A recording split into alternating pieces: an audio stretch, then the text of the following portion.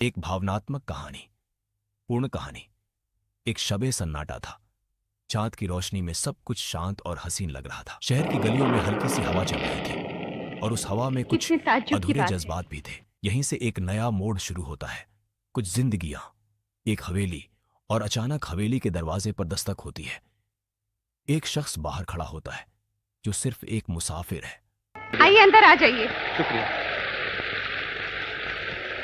वह हवेली में आने का इरादा करता है। हवेली का माहौल देखकर उसे कुछ शक हो जाता है। वह हवेली के नौकर से बात पूछने की कोशिश करता है कि यहां कुछ अजीब क्यों लग रहा है, पर शायद वह नौकर भी कोई संदिग्ध था। वही शख्स भी किसी वजह से बार बार हवेली से जाकर भी वापस आ जाता था, शायद अपने दिल की खातिर या इंसानियत की खातिर। उस रात कुछ अलग होने वाला था। शहर के शोर शराबे से दूर एक पुरानी हवेली के अंदर कुछ ऐसे लम्हे गुजर रहे थे जो हमेशा याद रहेंगे।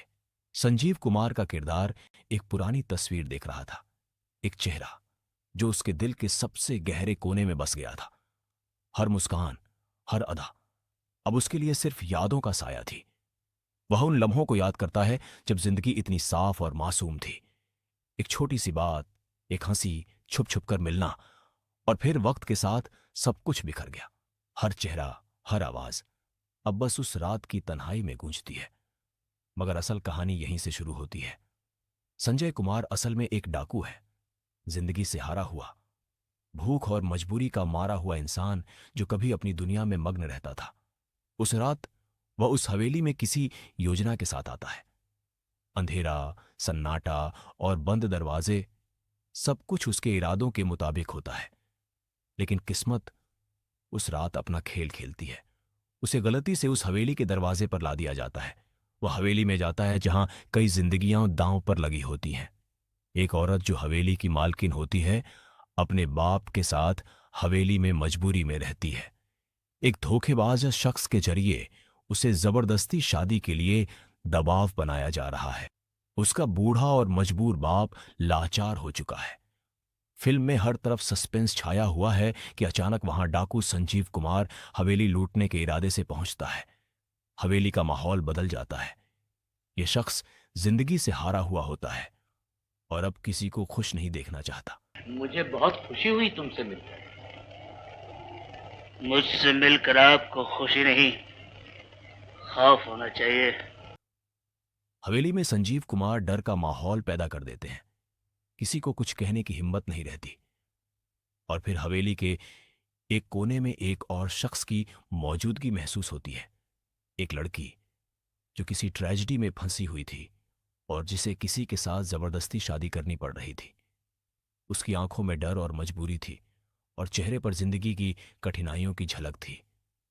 यहां पर संजीव कुमार और उस औरत की नजरें मिलती हैं और पल भर के लिए जैसे वक्त रुक सा जाता है।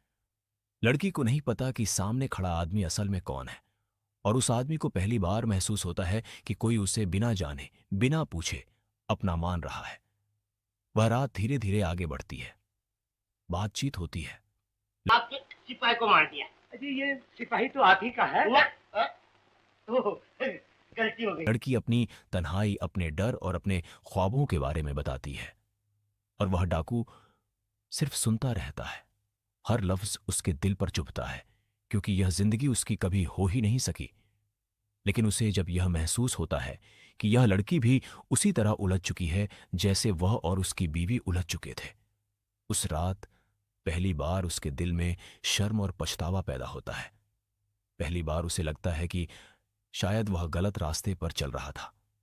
फिर चाँद की रोशनी में दोनों के हाथ अनजाने में एक दूसरे के करीब आ जाते हैं। एक छोटा सा स्पर्श, लेकिन इतना गहरा कि उस आदमी की पूरी जिंदगी हिल जाती है। उसकी आंखों में आंसू आ जाते हैं, मगर वह उन्हें छुपा लेता है। सुबह होने से पहले ही सबके सामने सच आ जाता है।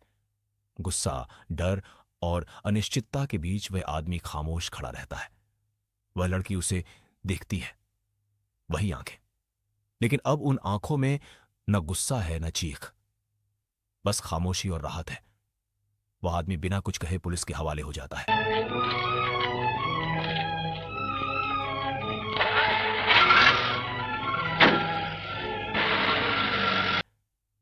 उसकी वजह से उस लड़की की जिंदगी बच जाती है। सीधे सच्चे लोग हमेशा इसी तरह कुर्बान होते आए हैं।